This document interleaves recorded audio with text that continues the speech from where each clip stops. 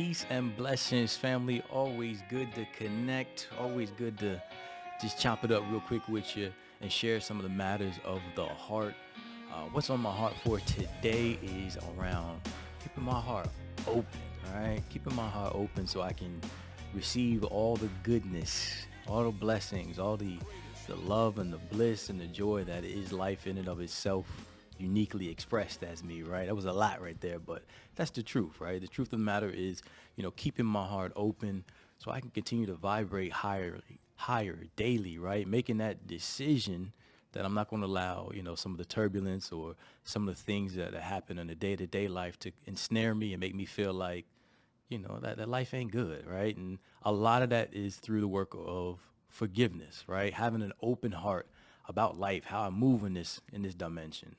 And I like the quote from Martin Luther King Jr. where he says, "Forgiveness is not an occasional act; it's a constant attitude." And I really had to work and learn how to forgive because for me it was just kind of like at some point in my life it served me in some areas to walk around and have a closed heart, right? And that sounds a little crazy, but if you if you moving around in the streets a little bit at times, you know, and around certain people, it felt at that point as an adaptive behavior to survive.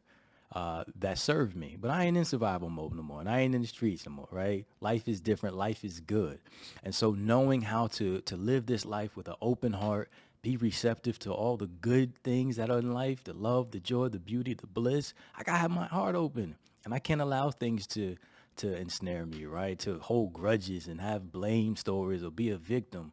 And learning how to do that was a process. And I could tell you right off the bat, one of the most influential practices for keeping my heart open came from Michael Bernard Beckwith's book, Life Visioning. It's a powerful book. I think Oprah put that as one of her top 10 favorite books if you're going through some type of life transformation or transition. So I highly recommend you check the book out. I'll put the link in the description.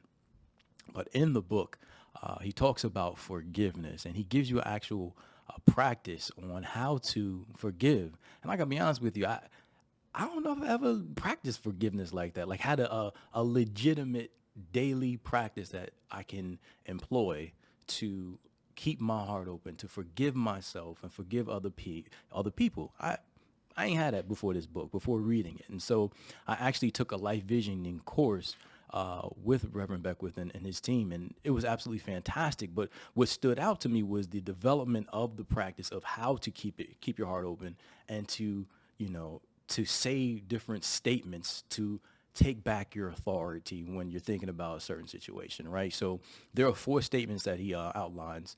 The first statement is, "You have no power over me." And what you'll do with these statements is you'll repeat them.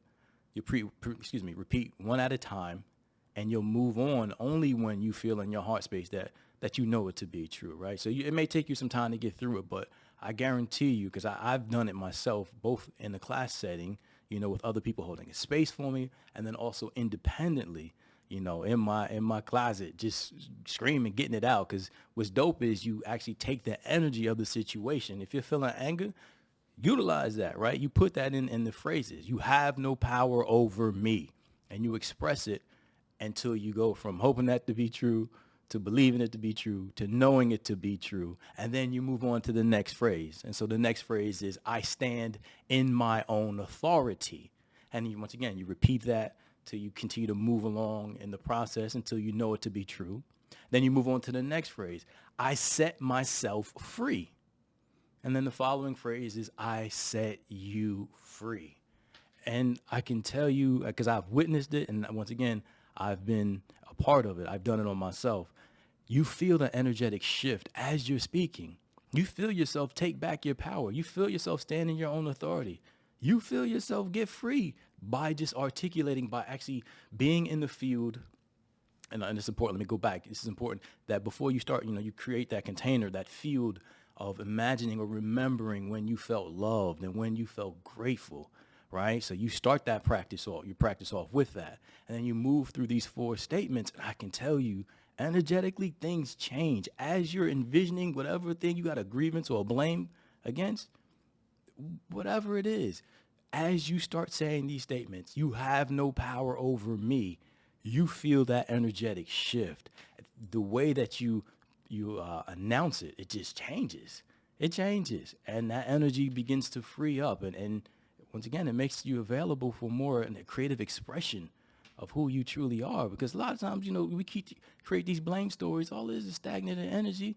We creating experiences for our future based off of grievances that we had in the past. I was like, now I gotta let that go.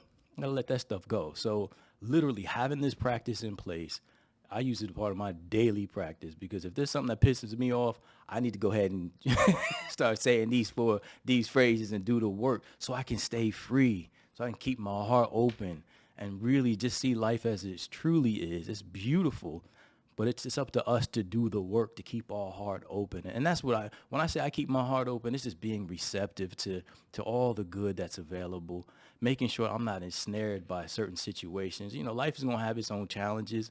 We'll go through turbulence, but it's up to us to choose as a function of our expanded awareness, right? That we can reflect on the qualities that we are, or we can allow these other things to kind of just bind this up. And so I'm not rocking with that other stuff, right? For me, it's to keep that heart open.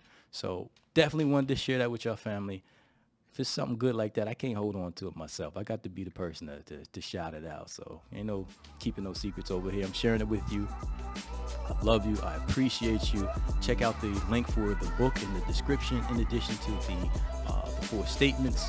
And yeah, we're going to keep doing it. So as we always say, if it ain't all good, just means it ain't all done. I'll catch you on another one. Ashe.